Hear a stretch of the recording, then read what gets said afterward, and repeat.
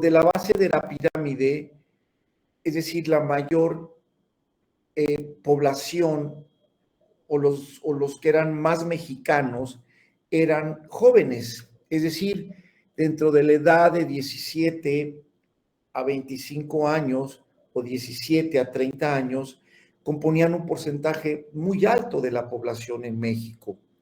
Por eso incluso hasta nos vanagloriábamos de que México era un país de jóvenes.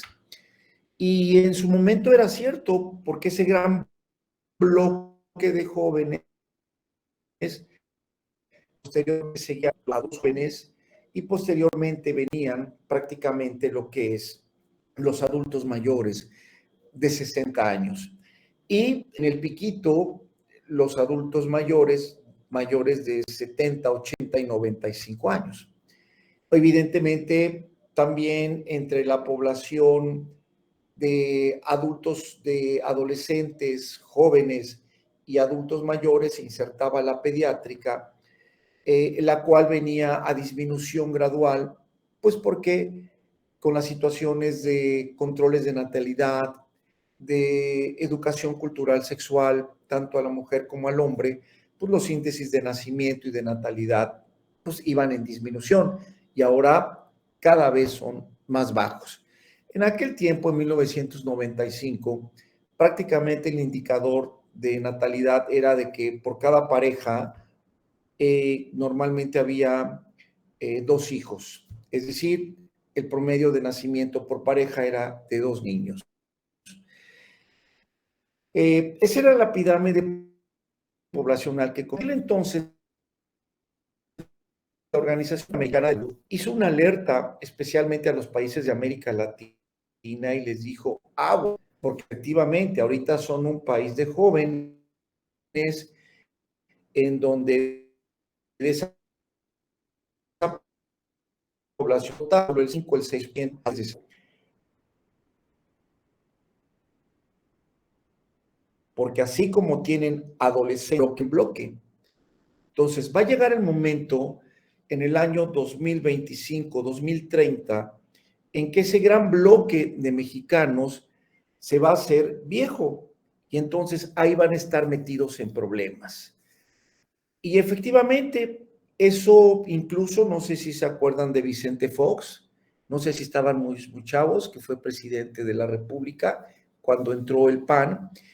Él observó que el sistema de pensiones en México, aparte de que pues el PRI lo había dejado y lo había saqueado, bueno, no vamos a hablar de partidos, sino el partido en el poder en ese momento previo había prácticamente desfondado las pensiones, pues no había recursos en el gobierno para mantener ese 6 o 7% de viejos que después de 5 años iban a pasar a ser 11 o 12%.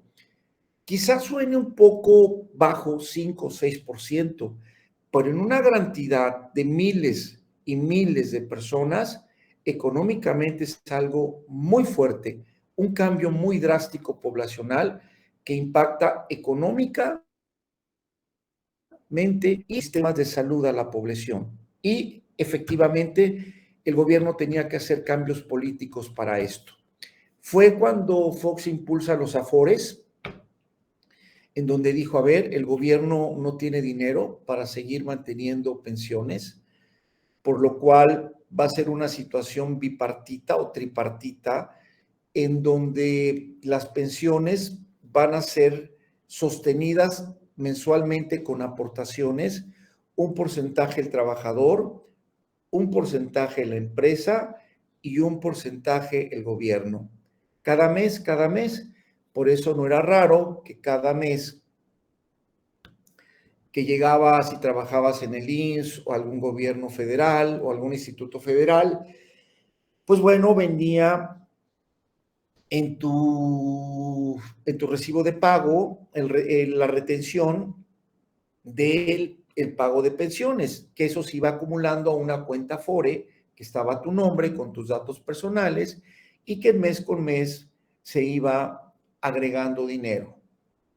Imagínense, el año tiene 12 meses, imagínense prácticamente durante 10 años, multipliquen pues 120 meses y así sucesivamente.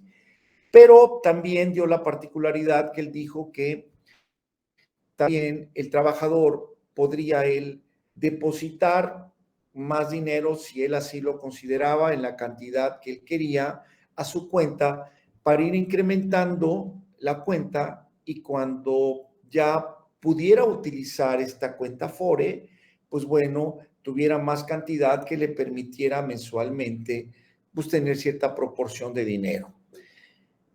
Todo iba bien, todo era afortunadamente bien, pero posteriormente de 1992 la situación cambió, los sistemas de pensiones cambiaron y actualmente el fondeo de pensiones es prácticamente el trabajador, la empresa y el gobierno. Es decir, los va a depender totalmente de ti. Eso es importante que ustedes sepan porque ya las formas de pensión ya han cambiado y no son tan atractivas porque desafortunadamente el promedio de sueldos en la República Mexicana, en México, son bajos. Es decir, tú puedes tener licenciatura, puedes tener especialidad o puedes tener maestrías y prácticamente pues el sueldo promedio no pasa de 25,000 o 30,000 pesos mensuales, los cuales realmente pues no son tan altos en relación a la preparación educativa y el tiempo que tú invertiste, ¿no? Obviamente hay sueldos mucho mayores, pero es en un rango mucho menor de gente. Generalmente los salarios es una proporción piramidal en donde si te colocas muy bien de tu esfuerzo, de tu preparación, pues bueno, seguramente vas a ganar más si ese es tu objetivo, pero le vas a invertir más tiempo, más preparación y más dedicación. Entonces, vaya, el panorama ya de las Afores ha cambiado. ¿Y por qué les comentaba esto? Porque actualmente, si vemos el último censo poblacional, sucede que ahora somos 125 millones, 130 millones de mexicanos, en donde prácticamente ese triángulo se está convirtiendo en un rectángulo, en donde evidentemente la base ensanchada que era de adolescentes va disminuyendo junto con las edades pediátricas y posteriormente los adultos jóvenes. Y la sorpresa es que el adulto mayor de los 60 años, pues prácticamente lo tenemos ya de un 6 a un 11-12%. Es decir, de los 130 millones o 125 millones de mexicanos, prácticamente tenemos 18 a 19 millones de personas mayores de 60 años de edad. Esto pareciera poco, pero poblacionalmente es mucho. Esa población requiere de asistencia económica, porque la gran mayoría de esa gente nunca ahorró y no estuvo preparado para esto. Por eso el gobierno ha diseñado programas de asistencia social dándole dinero a los abuelitos.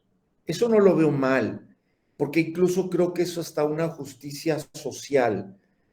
Es más, si ellos alguna vez dieron, ahora es bueno que los que somos activa económicamente, pagando nuestros impuestos, el gobierno agarre algo de eso y con eso pueda dar esa asistencia social a los adultos mayores de 60 años.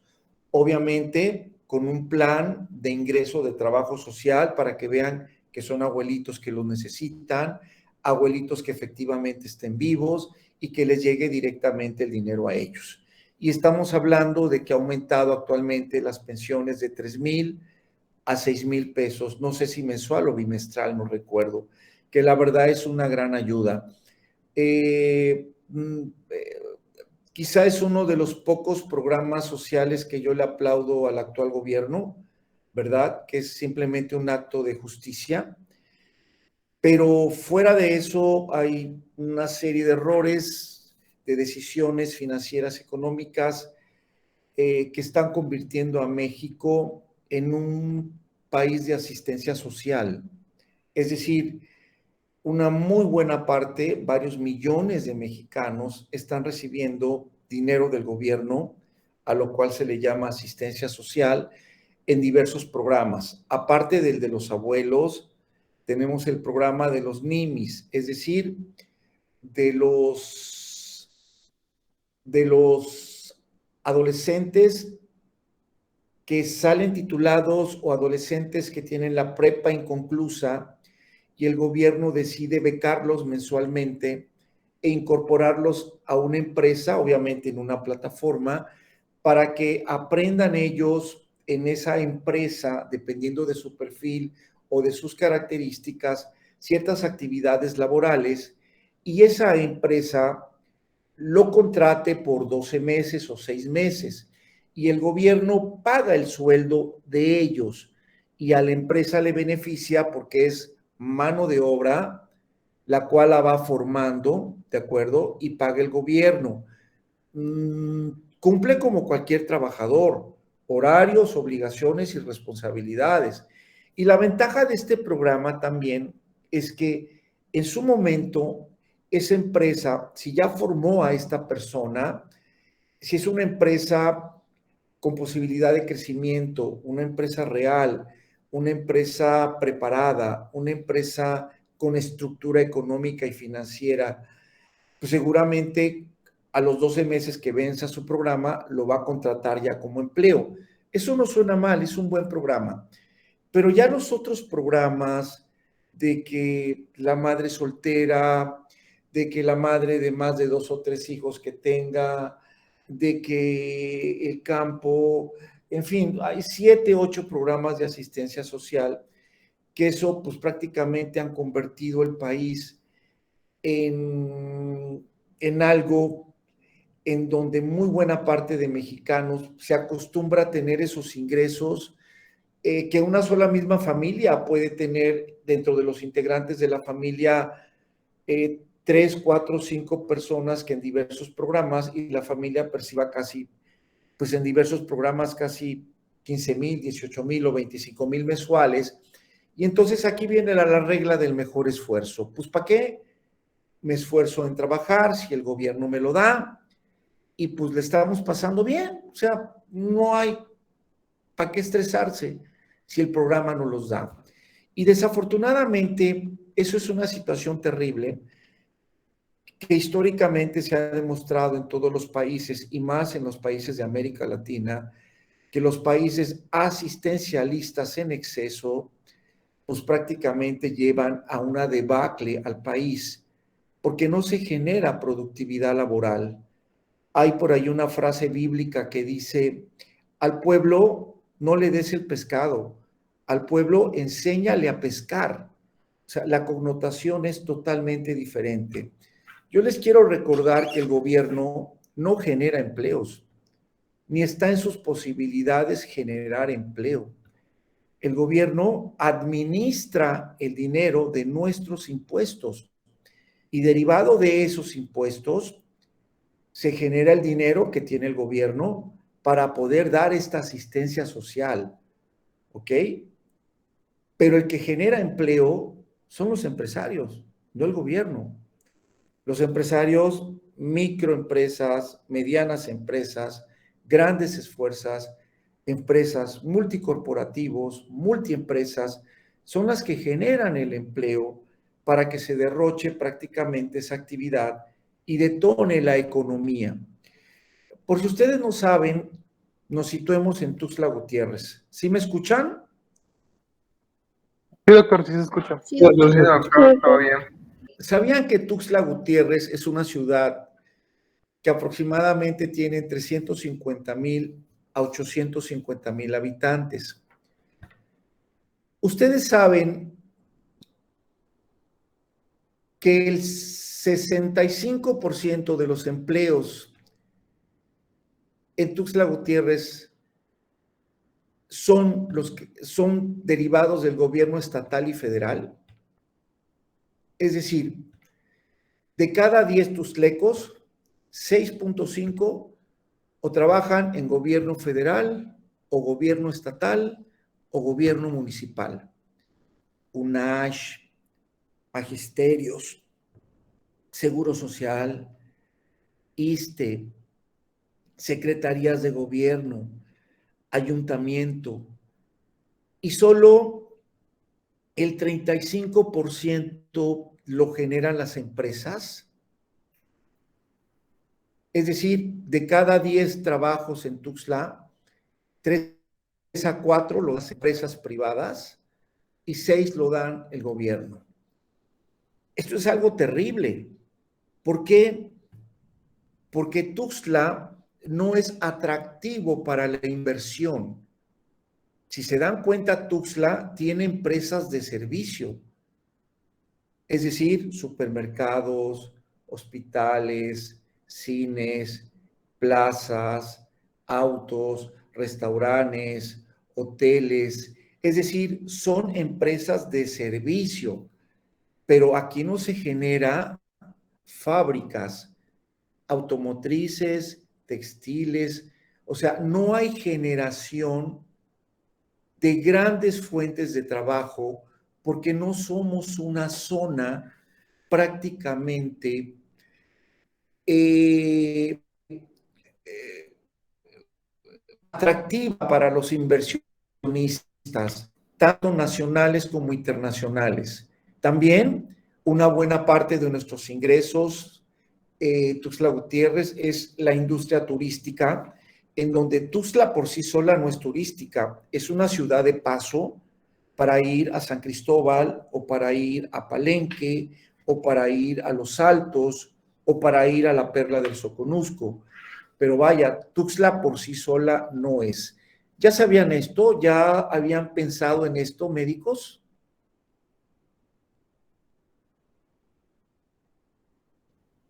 ¿Alguien puede contestar? ¿Ya sabían esto? Pues un poco sí, Doc. La verdad es que era prácticamente es motivo de conversación y quizás en un contexto más informal hasta de burla de algunos empresarios que siempre comentan que tratar de invertir en Tuxtla Gutiérrez es como sembrar en un desierto, ¿no? Es complicado y bordando lo imposible, ¿no? Pero mira, estoy de acuerdo en tus comentarios, pero acuérdate que el empresario invierte. Dinero llama dinero. Pero para que se generen empresas en una localidad, debe el gobierno, a ver, una de las funciones básicas del gobierno es dar los elementos para que les sea atractivo a los empresarios invertir. ¿Ok? Si el empresario va a venir aquí a madrearse con gobierno municipal, a madrearse con gobierno estatal, ajá, a dar mocha por corrupción para los permisos, ¿tú crees que va a venir a decir voy a invertir? Por supuesto que nos va a mandar a la fregada, como a muchos lugares de México. Ajá, pero mientras no se plantee el gobierno esta dinámica, pues va a ser absurda. A ver, yo les pregunto, yo sé que el contexto de pandemia desaceleró totalmente la economía que de por sí venía al decremento y mala de México antes de la pandemia. Ahorita seguimos en decadencia, pero dentro de la decadencia nos estamos recuperando y todavía nos falta llegar al grado de economía que estaba antes de la pandemia, que estábamos mal. O sea, realmente no hemos recuperado absolutamente nada. Desafortunadamente, ¿qué atrae al empresario a invertir? Estímulos fiscales, que no haya corrupción, que sean permisos tolerables, permisibles, porque aquí es un pleito, ¿eh? Tú pones una empresa, te juro, o sea, perdóname, ser empresario, rifártela, porque tienes encima la Secretaría del Trabajo, tienes encima Hacienda Federal, que ahorita es el brazo de este gobierno. Tenemos un terrorismo fiscal, tanto para personas físicas como para personas morales. Entonces, tú como empresario tienes prácticamente defenderte de el IMSS, de Hacienda Federal, de Secretaría del Trabajo. Es decir, prácticamente en que el gobierno te brinde facilidades para hacerlo, es bloqueo por bloqueo por bloqueo. Todos dicen, qué padre ser empresario porque te llenas de dinero. No, fíjese que no es así y no es tan fácil. Cuesta mucho dinero y cuesta muchas responsabilidades. Si tú eres una persona moral, es decir, tienes una empresa, tienes que pagar el 16% de IVA, más el impuesto sobre la renta. Súmale, el impuesto sobre la renta son el 35% para persona moral, más el IVA 16%, quiere decir que de cada 10 pesos que tú ganas, 55 pesos son para el gobierno, 30 pesos son para nómina y 15 pesos son para ti. Ese es a grandes rasgos lo que es una empresa. O sea, no es lo atractivo y lo hermoso que pensamos ser. Sin embargo, pese a eso, están la gente productiva y que por supuesto saca la casta y genera empleos. Eso es muy importante. Ahora bien, volviendo a lo nuestro, si se dan cuenta, pues prácticamente esa población vieja cada vez ha aumentado más y al aumentar más en número necesita de más sistemas de salud, porque si se dan cuenta, la población que más demanda salud es de 60 años para arriba. Yo le invito a que vayan a hospitales como el IMSS, el ISSSTE, el ISTESH, vean los pisos de hospitalización y yo les aseguro que 6 de cada 10 son adultos mayores de 60 años hospitalizados. Les invito a que vayan a las unidades de medicina familiar del ISSSTE, del IMSS, del ISTESH y yo les aseguro que de cada 10 que están ahí esperando consulta, 5 o 6 son mayores de 60 años. Demandan servicios de salud, demandan servicios de asistencia, demandan pensiones, es decir, son un grupo que necesita apoyo y para eso el gobierno tiene que reestructurarse. Ahora bien, quiere decir que antes en México, en 1960, 70, donde era, como se llamaba, la época de los hippies en Estados Unidos, que penetró a toda la cultura latinoamericana, pues en ese entonces prácticamente el promedio de nacimientos pues era muy alto. Era prácticamente de 4, 5, 6 hijos por pareja. No había un control un control de la prevención, de concepción para evitar embarazos. Prácticamente habían 5, 6 o 4 hijos por persona.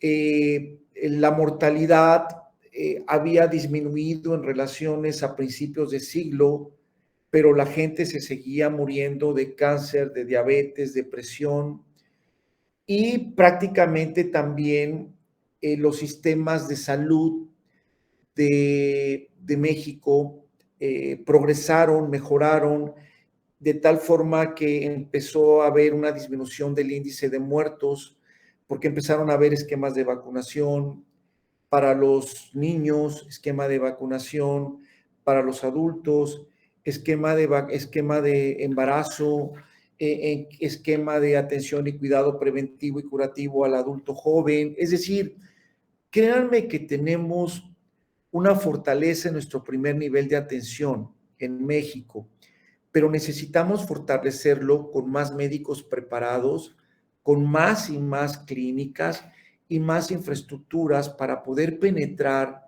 a una cultura preventiva de nuestra población. Siempre es más caro el que se enferma, ¿de acuerdo? Eso es muy importante. Entonces, vean ahora, ¿a qué le llamamos transición epidemiológica, transición poblacional? Muy fácil. que antes había más jóvenes, ahora hay menos jóvenes, más adultos jóvenes y la población de viejos va aumentando. Eso es la transición poblacional, es decir, va sufriendo cambios por situaciones culturales. ¿Por qué? Porque a ustedes, esta nueva población de jóvenes ha decidido primero no embarazarse, ¿verdad? Si me voy a embarazar va a ser a los 28, 30, 35 de años y voy a tener un solo hijo. ¿Por qué? Porque voy a dar mis esfuerzos y mi enfoque hacia mi trabajo y por lo que yo estudié. Entonces, ¿qué pasa ahora con los índices de nacimiento o la tasa de nacimiento? Que en promedio son 1.5 a 2 hijos por matrimonio. Es decir, ha bajado en relación a 1970, que eran 5 o 4 o 6, y en relación a 1940, a 1930, que eran 7 o 8. Imagínense, ahora en el 2021 el promedio es de 1.5 a 2, es decir, la tasa de nacimientos. Por lo tanto, la población pediátrica va bajando, transición poblacional. Ahora, como ya detecto muchas enfermedades, como ya me cuido un poco más, como ya hay cierta medicina preventiva en México, antes, en 1935, me moría a los 30 años, en 1965, 70, el promedio de vida era a los 55, 60, 65 años, y ahorita en el 2020, mi promedio de vida por el simplemente nacer en México o esperanza de vida va de 78 a 80 años, es decir, vivo más, nacen menos, ¿ok? Y el promedio de vida aumenta. Eso es la transición poblacional, lo que ustedes están viendo. Es decir, pero nos seguimos. Ahora, ahora, aparte viene la transición de enfermedades, porque ahora nos estamos muriendo de enfermedades crónicas degenerativas. Si se dan cuenta, la mayoría de las defunciones son relacionadas a las complicaciones de la diabetes y la hipertensión, enfermedad renal crónica, eventos vasculares cerebrales, infartos cardíacos, micro y macroangiopatías, etcétera, etcétera. Entonces, ha habido una transformación también en el sistema salud y es lo que está pasando. Realmente me da mucha pena, yo que trabajo en área hospitalaria, de veras se los digo con mucha tristeza, cómo el sistema de salud en México, en hospital, se ha venido abajo. Eso de INSABI es un verdadero fraude, no existe, es una pantalla nada más. En el Gilberto Gómez Maza no hay medicamentos, no hay, olvídense de los oncológicos, menos. No hay antibióticos, no hay analgésicos. Si tú llegas a hospitalizar a alguien al Gilberto Gómez Maza, prácticamente te dice la trabajadora social, necesitamos que compre estos medicamentos, necesitamos que compre estos insumos, esta tomografía, por favor, no sirve el equipo, la resonancia no sirve, puede ir a trasladar a que tomen el estudio su paciente a tal, este ultrasonido no sirve, es fatal. Vaya, pero no es culpa del médico ni de las enfermeras, es culpa del sistema de salud que no plantea los medicamentos que tienen que abastecer. ¿Para qué hablas que dices que estás haciendo un sistema de seguridad poblacional para la gente que no tiene? Si es inexistente, es una falacia, es una mentira. El Seguro Social más o menos se defiende, pero aquí en Tuxtla Gutiérrez, nuestro Hospital General de Zona, señores, del 5 de mayo, es una porquería, es un basurero. O sea, es un hospital viejo, es un hospital arcaico, es un hospital sucio. Los elevadores prácticamente de 365 días al año nada más funcionan 60 días. En lugar de tener 180, 220 camas por el número de beneficiarios, tenemos 120. Imagínense, los pacientes pasan hasta 7, 8, 10 días esperando que haya cama en piso, en urgencias, en camillas habilitadas, en sillas de rueda, en el Seguro Social. Igual pasa en el ISSSTE. Ahora imagínense en el Gilberto Gómez Maza. O sea, yo no sé por qué los políticos nos quieren vender, y hablo en general, nos quieren vender una idea, pero hoy por hoy el sistema de salud en México, señores, está peor que nunca. Se los digo yo que llevo 30 años en esto. ¿Alguna pregunta, jóvenes? No, doctor, todo bien. Esto es un gran reto, señores, porque nosotros como profesionales de la salud tenemos que hacer lo que nos toca. Ser empáticos con la persona que llega a requerir el servicio y tratarlos como personas, como seres humanos, y tratar de lograr que por lo menos los podamos sacar adelante dentro de nuestras posibilidades. Ahora me imagino que ya llegará el momento en que los gobiernos van a recapacitar, porque uno de los sectores más afectados en el actual gobierno es el sistema de salud. Eso se los puedo yo asegurar. Y olvídense, ni soy del PRI, ni soy del PAN, ni soy de ni nada. Soy un ciudadano que trabaja en el sistema de salud y que está viendo lo que está pasando, ¿ok? Así de simple. Y tengo la libertad de expresar lo que veo y lo que siento, porque yo lo pulso todos los días, jóvenes, ¿ok? Entonces, ¿qué tenemos? En México ya hay más longevidad, ya hay más esperanza de vida, hay menos nacimientos, ¿de acuerdo? Ya cuidamos un poco más nuestra salud.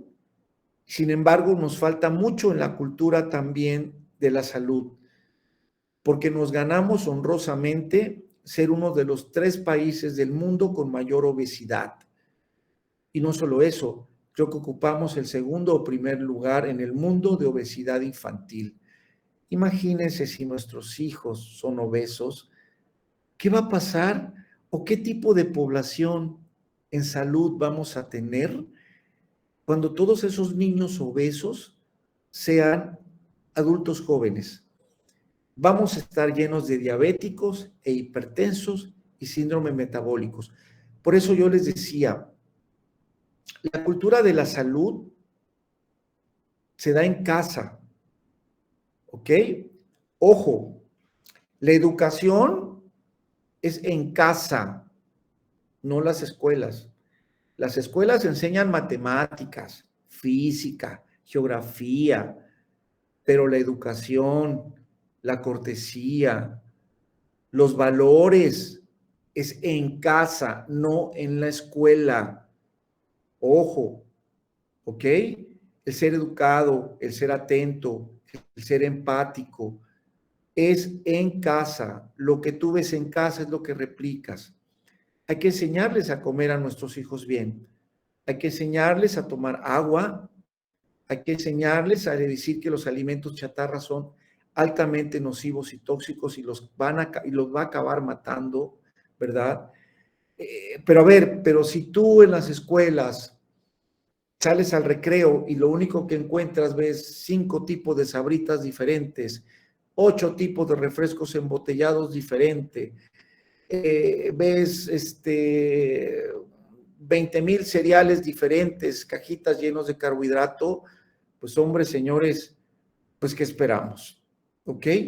Entonces, yo lo que le quiero decir con esto, señores, es que tenemos un gran reto como seres humanos en nuestra vida, en nuestra casa, con nuestros papás, con nuestros futuros hijos, y creo que tenemos que abrir los ojos a lo que está pasando externamente en la sociedad y tomar decisiones que puedan mejorar en mucho la calidad de vida, para que cuando seamos viejos, pues evidentemente tengamos una calidad de envejecimiento. Y no solo para ser viejos, cuando transitemos a adultos jóvenes, seamos unos adultos jóvenes sanos, física y mentalmente.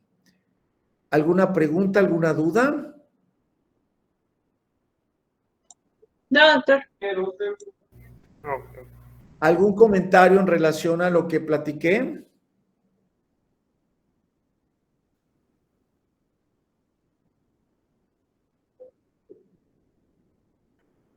Bueno, nos conectamos mañana, jóvenes.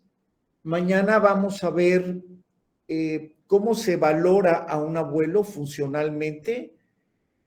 Y nos conectamos a las 5 de la tarde, ¿ok?